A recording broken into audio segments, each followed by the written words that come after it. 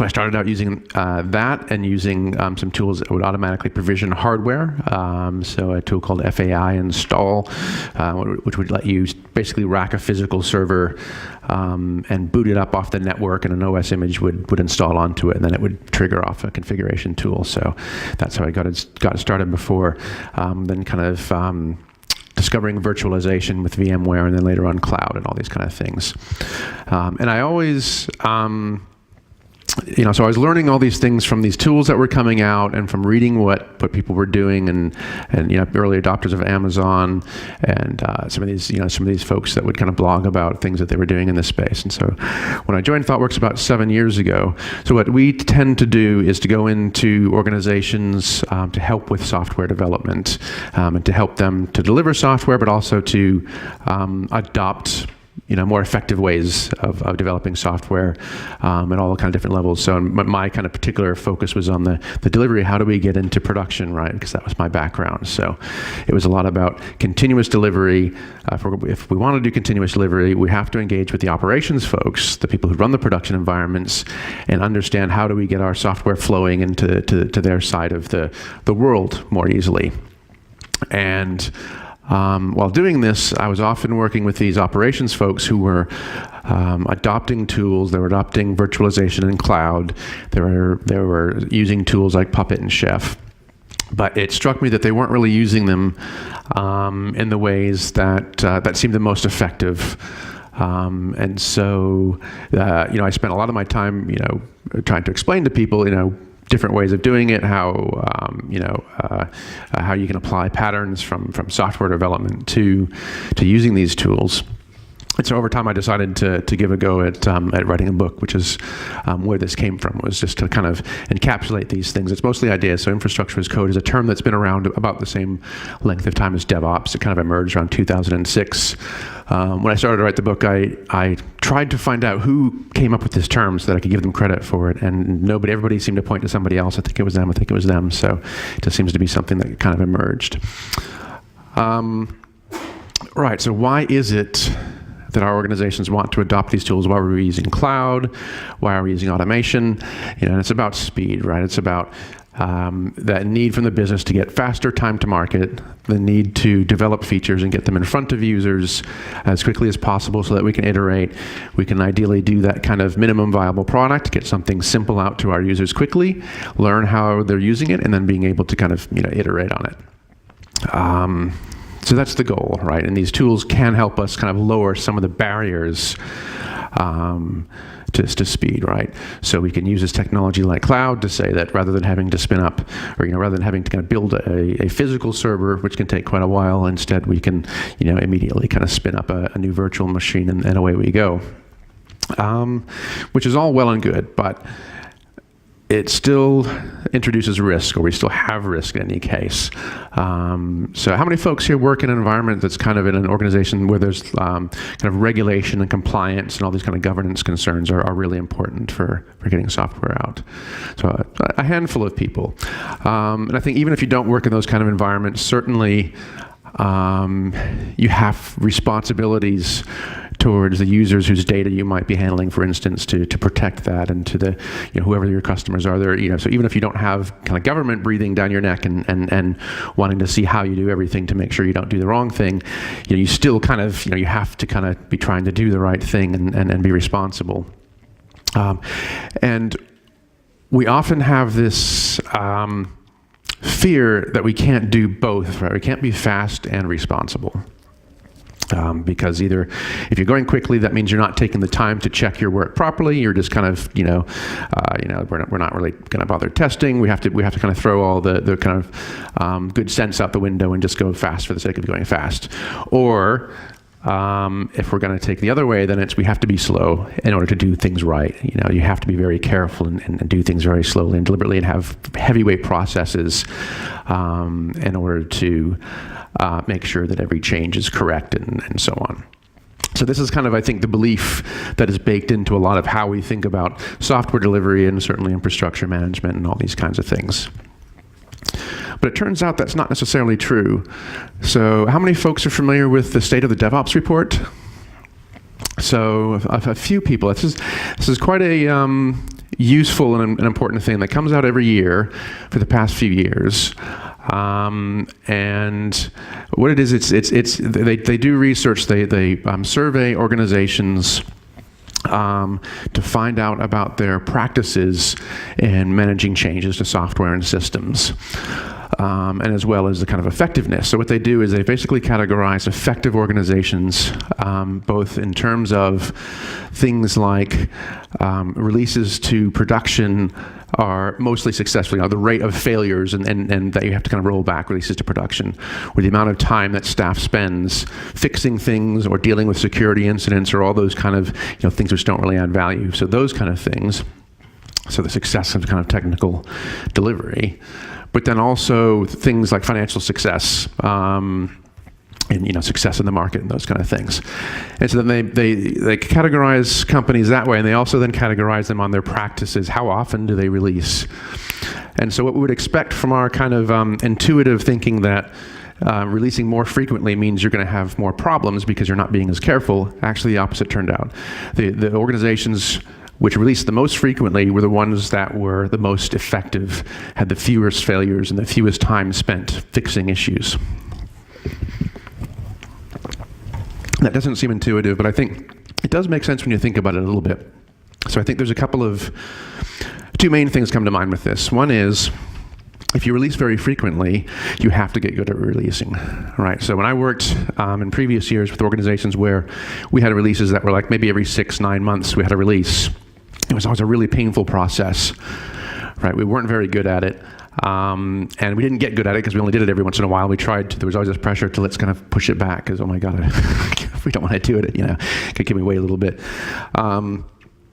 So I think that's one thing, is that if you're going to be releasing frequently, you have to get good at it. You have to get your tooling kind of in line. You have to get your processes in line. You have to kind of, and you just build those kind of, it's like exercise, whatever. The more you do it, the easier it becomes. And I think the other thing that kind of helps us make sense is that there's that broken windows idea, the idea that, let's say you're looking at your system and you find something that's wrong and this isn't quite right. It's not breaking anything right now, but it could, right? I know this is something that we really should fix in order to make sure it doesn't break something in the future. So if the way that you fix that is you have a heavyweight process where you have to put it through a change control, you have to write up a plan and a design, you have to justify it to a change control board, and it's going to take you weeks to get that fixed. You probably won't do it, right? You'll put it on the list of known issues that we'll get to someday. Versus if we have a way to just go ahead and fix it, and it's a solid and reliable way, right? We're not really worried that it's going to break something because our system for getting changes through is very well tuned or very reliable. You'll just fix it, right? And so your tolerance for technical debt in your system basically goes down because it's so easy to fix that why don't you fix it, right? So this has a positive effect. I think there's something about, so I like these terms of Iron Age and Cloud Age, right? In the Iron Age, our computers were physical, and it took a long time to do anything with them. So if we needed a new server, that meant ordering things. We have to probably have a purchasing process to go through. We have to order the things wait for them to come from the suppliers. We assemble them into the server, take it down to the data center, put it in the rack, cable it up, blah, blah, blah. If we get something wrong, it's expensive, right? If we didn't provision enough memory, now we've got to go and buy more memory and wait for that to come and so on. Or if we have to, the wrong kind of hard drive, and we have to kind of get a different kind that's going to be faster, or whatever it is. A mistake was a problem. And so that meant it made sense to have heavyweight processes. So waterfall, as much as we kind of deride waterfall, and that's what a stupid way to do things, it actually made sense because if the cost and time to fix something is going to be very high, you need to invest more time up front in order to address that. But now with cloud technology, the cost of fixing something is quite small. If you spin up a server on AWS and you get the memory wrong, how long does it take to fix? Maybe a few minutes. And so the cost is very low. But what we're doing as organizations at this moment, this kind of time in the maturity of our industry, is we're using these cloud age technologies, but we're still using the Iron Age change management approaches. We're still saying, even though it will take 5 minutes to do this piece of work to make this fix, we're going to have a 6-week process. So you have organizations who are using the cloud or maybe they have a private cloud set up in their data center with OpenStack or something along those lines. So they can spin up a virtual machine in half an hour. But as a user, as a developer, whatever, who wants to have a virtual machine, it still takes 6 weeks because you still have the process to go through, which assumes we're living in the Iron Age. So what we need to be doing is enabling continuous change, right? So there's this book that's come out very recently from a couple of colleagues of mine, Building Evolutionary Architecture. I think this is a really important thing, right? Because what it's saying is, rather than doing the thing we usually do of designing our end state, right, designing the architecture we want, we can go to the whiteboard and we can draw up the way our system currently is and everything we hate about it and all the kind of painful things about it. So then we go up and we draw, this is the perfect state that we want to get to, right? And then you kind of try to build that and achieve that, but things are constantly kind of fluid and moving. So instead, we want to put things in place that make changes easy, to make it easy to just continuously roll out new changes and improvements and tweaks so that we don't actually have an end state that we're getting to. We're just continuously improving. So my kind of personal experience when I first found virtualization, I mentioned I started using VMware. And I thought this was really cool because I could go from it taking me a few weeks to give somebody a server when they asked to just a few minutes because I could spin up a new VM and I could find somewhere usually to fit in a new VM. So that felt pretty cool, and I felt like a wizard, right? But then I ended up like this, right? I ended up with so many virtual machines, I couldn't kind of manage them all. They were kind of out of control. They were all out of date, or in various different kind of states of configuration. So it's this idea of configuration drift. And that's the idea that even though every time we created a new server, we might be creating it identically, so we're using a same, kind of a standard image, a golden image, what have you, to build from. Changes would, once it was running, changes would be made to it over time. Somebody would find this machine has a problem, so somebody would jump on and go and make a configuration change to fix that problem. Maybe update some software on this one. But then, all these kind of changes added up to where they're all quite different. And so we'd like to use a tool like Puppet or Chef or Ansible or one of these things to address that, to say we can use this tool to go out to all of our servers and make a configuration change and make them the same. But what happens is, because the way most people end up using these tools is very kind of ad hoc, right? So, okay, I've got these couple of servers which need to upgrade. We need to upgrade the version of Java on there because it's, we've got an application we're putting on there that requires a newer version of Java than some of our other applications. So we'll write our Puppet manifest to go and update Java on that small set of servers. But now those servers are different from the others. And so when we go and say we need to do a patch across all of our servers, and we write the Puppet manifest for that, and we try to roll it out there, it works on some and it breaks on others. And so that gives us a lack of confidence in the tool. And so we say, well, I'm just going to carry on doing things ad hoc. I'm going to carry on doing things server by server or small subgroups, but I'm not really going to let the automation just kind of run all the time across everything because it'll probably break. And so then that kind of perpetuates the situation where everything's a bit different and inconsistent, and therefore the tools are unreliable. Therefore, we keep it inconsistent. So I think the key to this is there's this automation lag thing. So if you write some bit of automation and you apply it to a thing, and then weeks or months go by before you run it again, most likely something is going to have changed either in the script itself or in the thing that you're applying it to. And so there's the bigger chance that something will have changed that means it's not going to run out of the box. Like an example of this, a common example is around automated test tools. So if you ever use those if you have like a test suite of automated tests that run against an application, if your habit is to run those, say, release time, let's say you do releases every couple of weeks, and so you run your test suite then, what typically happens is you run the test suite then and it fails, right? And it doesn't fail because the application has broken, or not entirely. So, most of the failures tend to be, well, the application has changed in a way that the test didn't keep up with. And so now we have to update the test suite to match the changes in the applications. And every time we do that, the longer it's been, the bigger the job is. And what often happens is that it just gets pushed to the side. We don't have time for that. We just kind of test it quickly and manually and push the thing through, and we'll get to it later. Where the actual solution is to run them continuously, right? That kind of ideally on every commit, continuous integration, we run the full test suite against everything. And so if something breaks, we fix it. because it should be a small thing, right? Because it hasn't been that much time hasn't gone by. It's been one change, maybe one commit.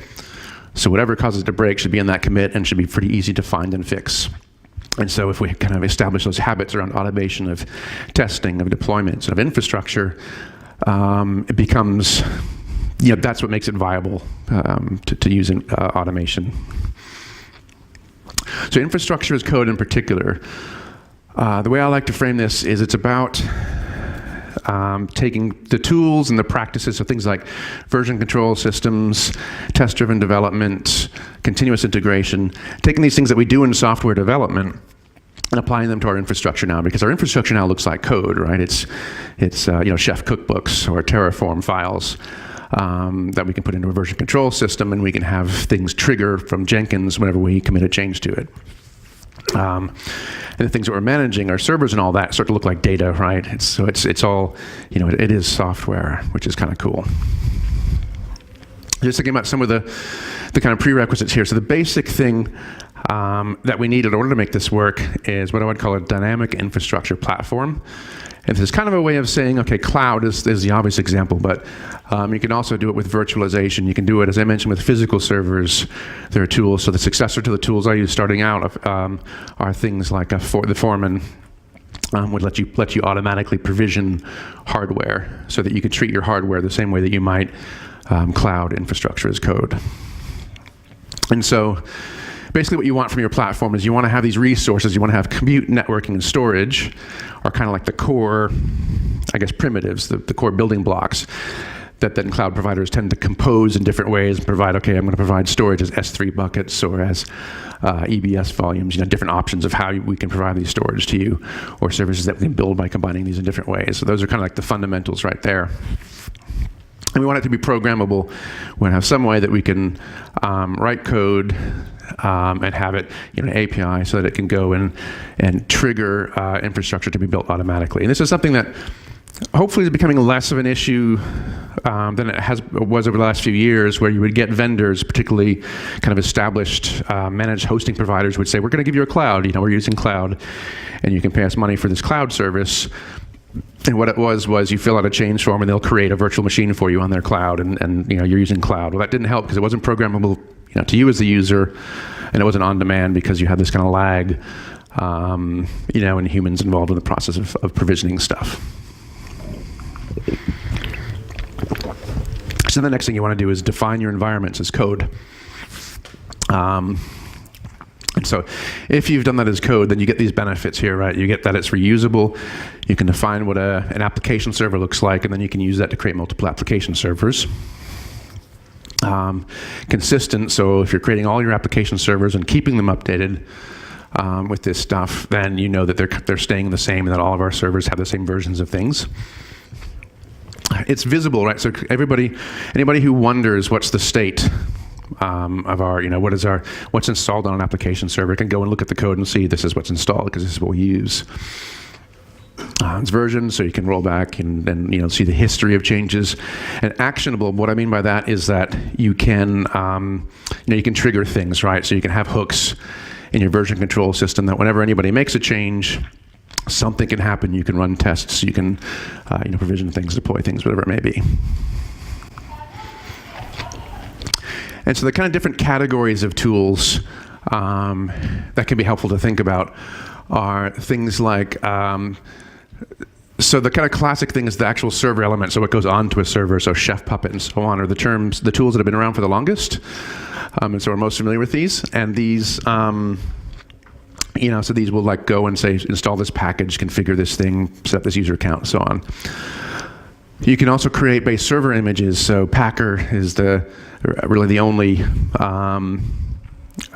tool out there that has any traction that lets you say, I want to create a base operating system image, server image. I'm going to pack the operating system and install things onto it, and I can use this to do this automatically and put that into, as an infrastructure as code way of managing what our servers look like. Environments, so things like Terraform, CloudFormation, OpenStack Heat, all these kind of platforms have their tools which let you decide or define at kind of above the server level, right? So I have an environment that's going to have this number of servers and this networking rules around them and attach this storage and this kind of stuff. So it kind of puts that higher level view onto it. And then all the other kind of things as well you really want to have as code. So your deployments, you want to be having scripts that go into version control. If you make a change to your deployment script, you'd kind of like to run tests on that and make sure that you haven't broken it by your change there. Monitoring configuration, database schemas, continuous integration, continuous delivery, pipelines and jobs and so on. All of those ideally should be defined as code. And tools are making progress. This is kind of one of those areas that has lagged a bit, but is really coming along as vendors start to realize that forcing people to go to a UI as the only way to kind of configure things, has drawbacks, right? It doesn't let you take advantage of this kind of way of working.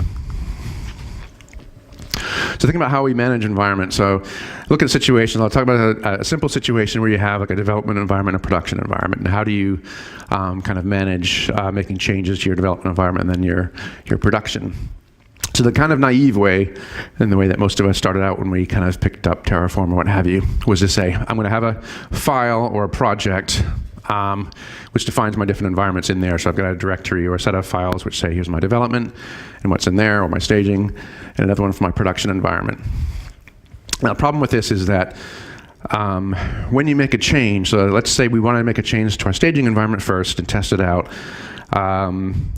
we might actually make a mistake that affects production because we're running the tool and it's got basically the scope to make changes to your production environment that you might not have expected. And so there's this idea of blast radius, this idea that the things that can go wrong, the risk of making a change to this affects staging and production both. So that's kind of not ideal. So the next thing, and something that many people do, is to say I'm going to have separate projects, a separate project for each environment. So I'll have a project which is my staging environment, one for my production, and I'll run Terraform against those one by one, so that when I change my staging environment, I know it's not going to affect production. And then in order to make changes, once you've tested it in staging, you can copy it into your production environment. And that works fairly well. I think it tends to break down a bit as the number of people working with it grows and as the size of what you're managing grows, because it becomes a lot of things to kind of shuffle from one project to the next. And it's quite easy for inconsistencies to creep in there.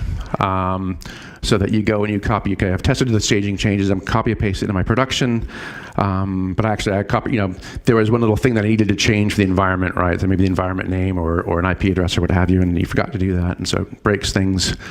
Or you make changes to production because there's a problem in production, so we're going to go to the production environment, files, change it and run it, and we might forget to make those to staging, and so it kind of puts us in this position of where we're still, our environments are kind of different. Our staging might be kind of broken in some ways, and we can't kind of rely on working staging. Doesn't really mean we can just push it to production without worrying. So a pattern that's quite useful is to basically take the continuous delivery pattern that we use in software and apply it to our infrastructure and say, I'm going to define one project as a thing, as a set of files.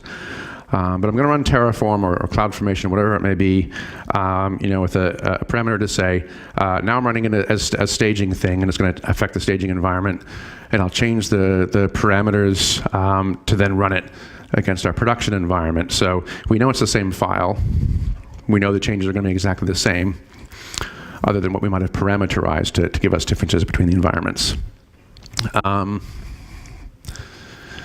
Yeah, and so then we can version that, right? So we can treat it like, a WAR file or what have you. We can tar up maybe, our Terraform project, give it a version number, put it into an artifact repository, and use our Jenkins or CD server to promote it from one stage to the next in a controlled way.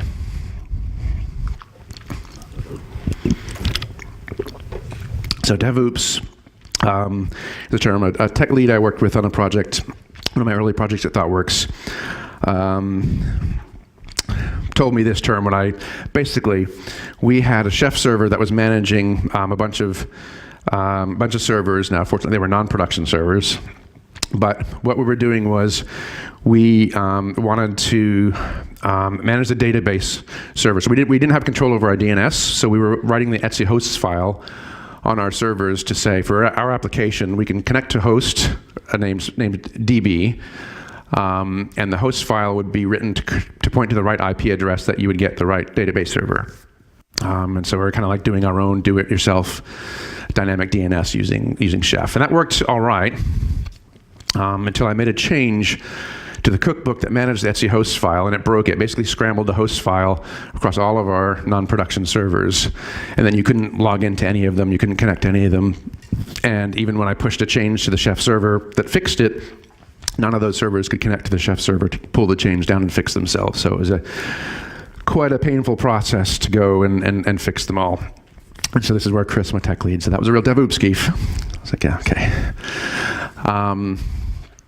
And so what we kind of learned from that was let's kind of take some of the things that we were doing. So first of all, let's treat our development environments as if they're business critical, right? Because that was an entire day that our development team and our testers were not able to work because they couldn't commit and have it tested and deploy it and all that. So it had a big impact. So what we wanted to do is for our infrastructure, for our cookbooks, and nowadays for our CloudFormation, Terraform, what have you, to automatically test every change, basically do continuous integration, right? Have Jenkins pull down those changes when they're committed and run some kind of a test in an environment that's not even a development environment that nobody else cares about or uses. So if it breaks there and it stops and it doesn't go on and affect anybody else.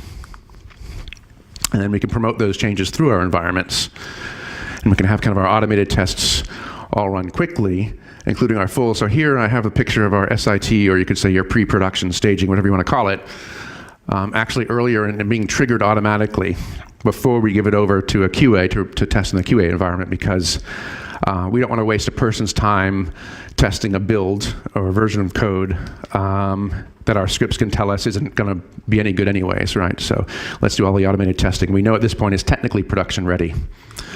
And we can validate the operability things. So there's all kinds of things that we can test automatically here. We can test performance. We can do security scans. We can make sure that the monitoring works correctly. We can make sure that auto recovery things work correctly.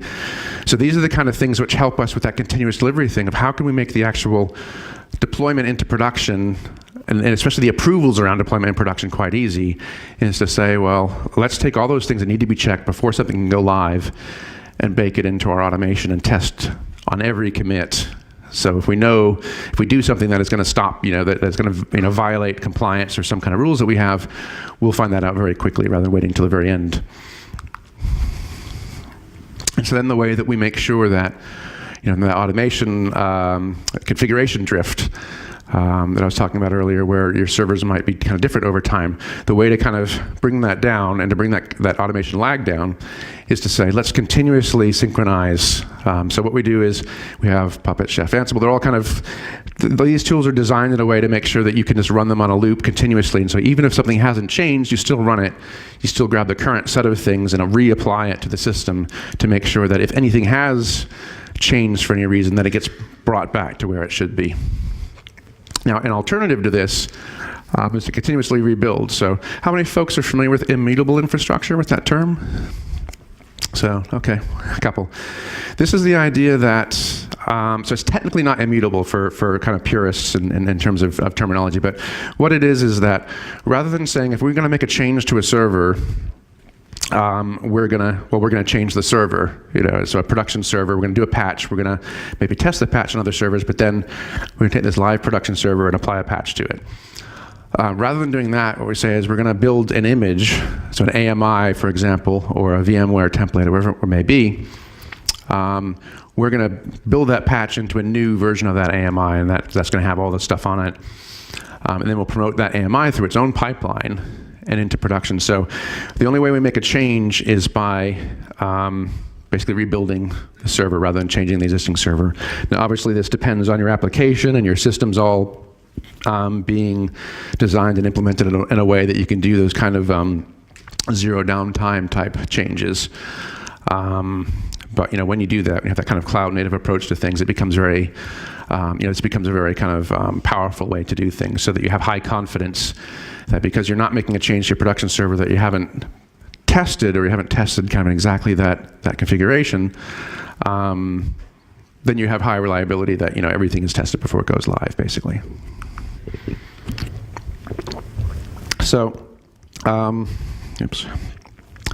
I'll touch on a few kind of design patterns around infrastructure, because especially as things kind of grow, it becomes kind of painful to have like a project that has your entire environment in it. So what we like to do is to say, we're going to design our changes design our systems to enable frequent changes. All right, we want to be able to split our infrastructure on boundaries that make sense based on the changes that we need to make, so that each change can be managed separately, and so that we're minimizing the risk. So any particular part of the system, so we might have separate Terraform projects for each of these kind of pieces of our infrastructure, and we can change that independently without changing that, and without risking that we might accidentally change that or break that in some way. And so the boundaries of where we should split. So with infrastructure, there's kind of some obvious boundaries which are around those networking things. You have these networking layers where you've got your front-end stuff, maybe your DMZ, DMZ, which is where your web servers sit, and then there's firewalls and so on in between before you get to your application servers, and another layer of those to get to your database servers. And so it makes intuitive sense to say, let's split our infrastructure on those boundaries, our infrastructure definitions, our Terraform projects on those boundaries. But that turns out not to be a very good idea, because those boundaries don't tend to line up with change patterns. So it tends to be that when you make a change, you have to touch things across those boundaries, which now means if you split your project or you split your environment according to those lines, making a change now means you need to coordinate changes across these different projects. You need to worry about, well, what if the change to the application server layer goes through before the change to the web server layer, and then suddenly you've broken things. And so what we want to do instead is to split up your infrastructure along your change boundaries, right? So, and this is kind of, it's similar to the idea of microservices. It's similar to the ideas of, vertical slices, rather than horizontal slices for applications. And so I think this is an example of where, as we, infrastructure as code, a lot of the things that we know from software development apply also to our infrastructure. And this doesn't, by the way, mean that we abandon the idea that we're dividing our network structure, according to those boundaries of having firewalls, these different layers, right?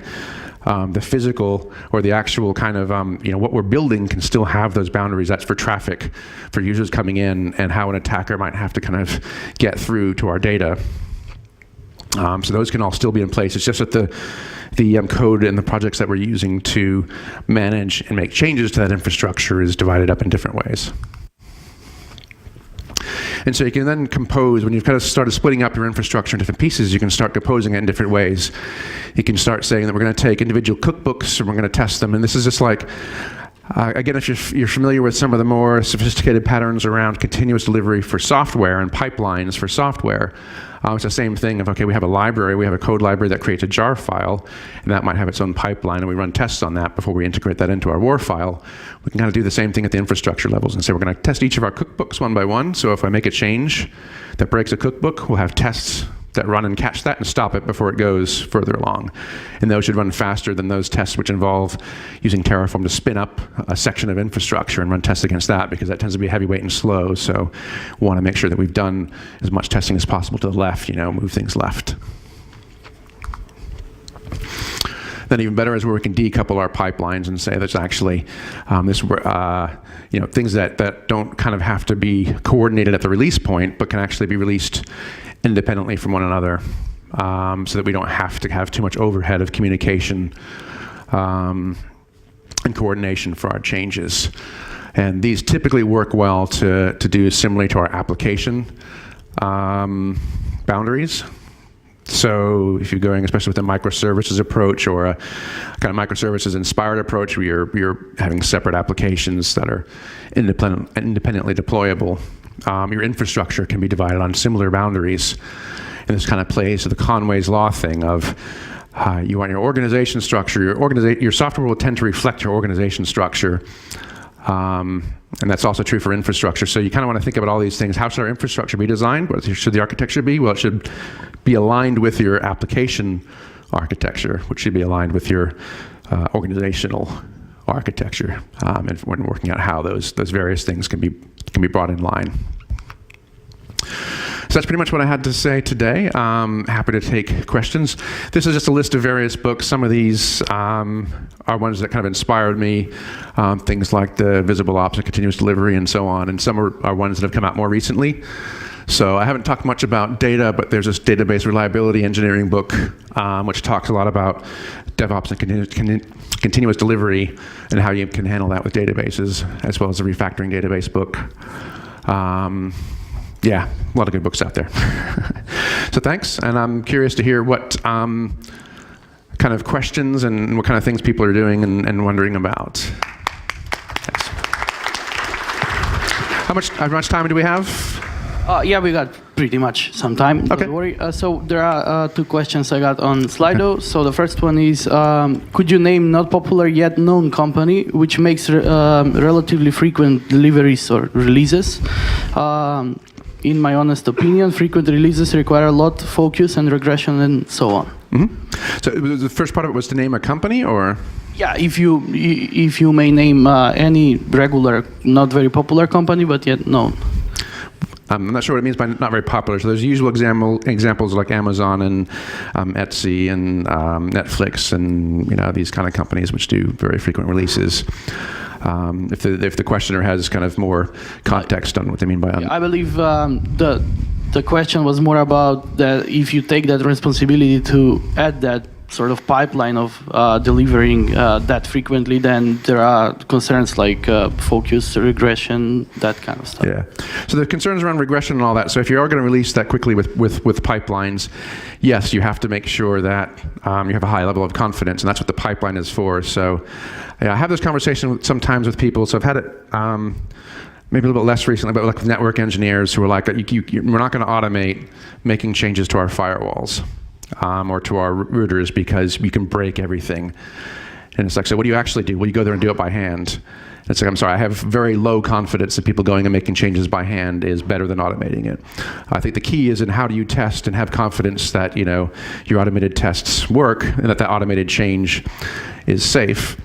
You have to build that. It is a level of maturity. It's a level of, so it's making sure that you have devices which are similar that you can test on, that you have good quality tests. So it's not like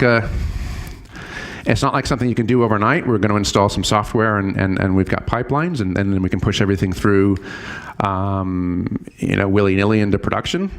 You have to build up the kind of maturity around your quality processes and your code quality and testing, all that kind of stuff. Okay, so the next question, what are the pros and cons of Masterbased and Masterless config management tool? Okay, so for context, so there's kind of two patterns you can take. This is particularly with tools like Chef and Ansible and Puppet. So Chef and Puppet have this kind of master-based pull approach, and the idea is that there's a server that sits somewhere that has your cookbooks or what have you. And each of the servers has an agent installed on it, which goes and pulls the changes from the latest set and applies it, and it runs on a schedule. And then Ansible tends to have more of a push concept. And so, yeah, it also does have like the tower, which lets you have your playbook centralized. But what it does is it connects over SSH into each server and then runs those playbooks and makes the changes to it. So it's a push into servers rather than the servers kind of pulling. A lot of people like the Ansible approach because it means you don't have to install something onto your servers. You don't have to install an agent. I'm less thrilled with that approach. I mean, I think it's, different things work for different people, so I'm not going to tell somebody who's using that approach it's completely wrong, but to me that creates a security vulnerability. You now have to have some way for an automated process to connect to all of your servers with root access and do whatever they want. So that creates kind of a vulnerability, whereas I like the idea of so what I tend to do is package the agent onto AMI, and so then that becomes less painful. It's not that big a deal to me to install another thing onto my servers. And when I boot a new server instance off of that, it has a cloud init thing, which basically gets some configuration so it just reaches out and pulls down whatever it might need. So basically you spin up a new server and it just kind of configures itself by pulling stuff. And I quite like that. And there's no SSH access into those machines unless we explicitly want to have that. So that's kind of my personal preference on that one. Okay, thanks. Any other question maybe?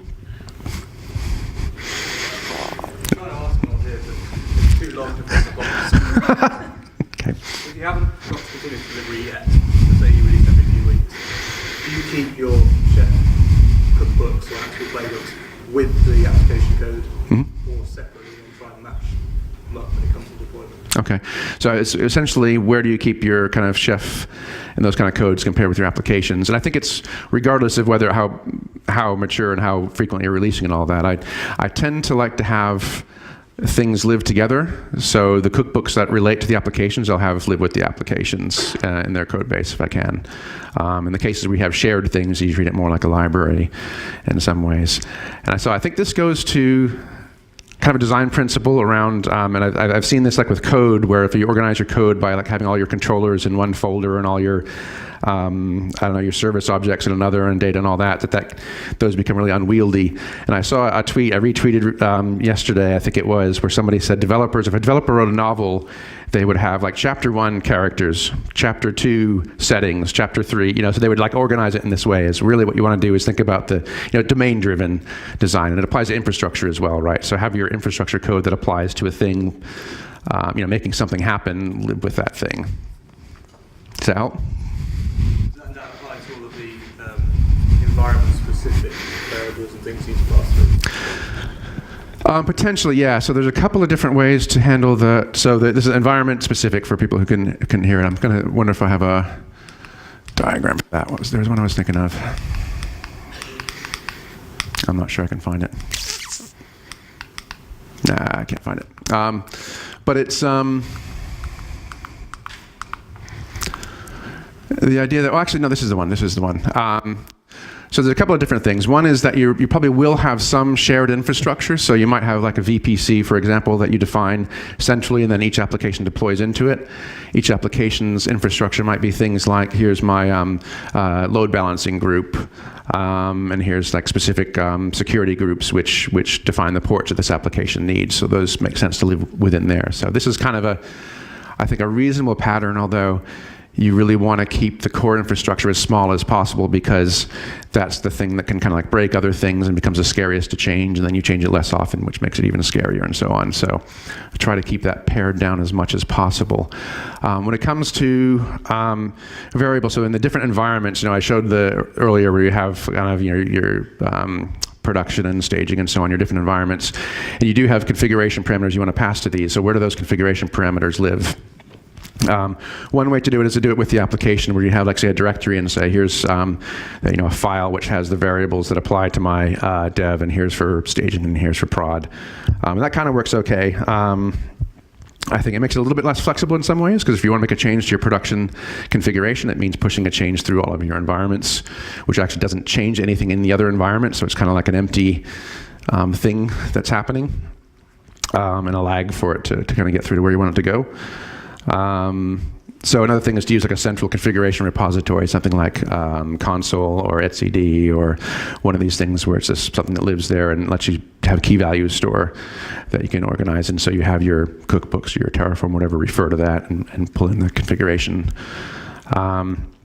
And that's all right too. I think there's always risks in either of these cases. There's risks where you're basically making a change that you haven't tested. You can't really quite test it, so that's a little bit scary. So I think the goal is to minimize as much as possible what you actually do vary between environments. Although that's easy to say. Okay, meanwhile, we got 2 more questions on Slido. Are there special practices for delivering sensitive data as passwords or so? Okay, so sensitive data secret management. Yeah, I mean, there's various kind of tools and patterns around. So there's things like Vault. I mentioned HashiCorp tools a lot there. Yeah, there's Apache Vault and other tools which let you essentially do the kind of key value things, but have secrets, or to manage how you can access data. And these days, I think you can do a lot of useful things with those kind of tools, and with features of the platform which let you, so the kind of IAM rules on AWS, where you can say, you can basically say this server is allowed to access to these secrets, and so you can kind of have a pretty well controlled, kind of boundaries around what can do what, and also make it quite visible, which helps with auditing. If you have people who need to audit these things, you can kind of lay out, okay, here's exactly the code that's used, so you can see exactly who can access what. Okay, so one last question. Does it make sense to use Puppet or Chef when there are tools like Nomad or Kubernetes? Okay, so to use Puppet, Chef, those kind of tools, if you're also using, say, Docker and running things in Nomad, Kubernetes, what have you. So I tend to think not. I mean, I think, okay, so at one point you're going to have to manage the hosts that these things run on, assuming you're not using a cloud-provided one. And so now, as of like a couple of days ago, everybody, all the three major providers are providing a hosted Kubernetes, so you don't have to actually do that if you don't want to. But if you're running at your data center, then you need to manage those hosts in some way and keep them consistent. Otherwise, your Kubernetes clusters themselves, aren't going to necessarily have the kind of reliable environments underneath them. For applications, if you're packaging something up with Docker, I would tend not to use Chef or Puppet or any of those tools for that. I tend to use the Docker file and maybe some shell scripts and keep it as simple as possible. The reason being, those tools are designed assuming that they're going to run on a server where the beginning state might vary. It's like somebody might have made a change to it, or it might have been a while since it ran. Maybe it skipped a couple changes, and it's declaring, this is how I want things to be. And it has complexity. It has stuff built into the tool to handle this situation. And then the headspace of learning and working with Chef cookbooks and Puppet manifests. A lot of the kind of learning curve of that is due to the fact that it's a declarative tool for this reason. But for something like Docker, or if you're building Packer images, I often find that the beginning state. It's going to be this OS image, or it's going to be this Docker file, or this Docker base image.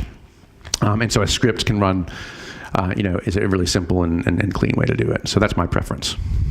Okay, thank you. Thanks.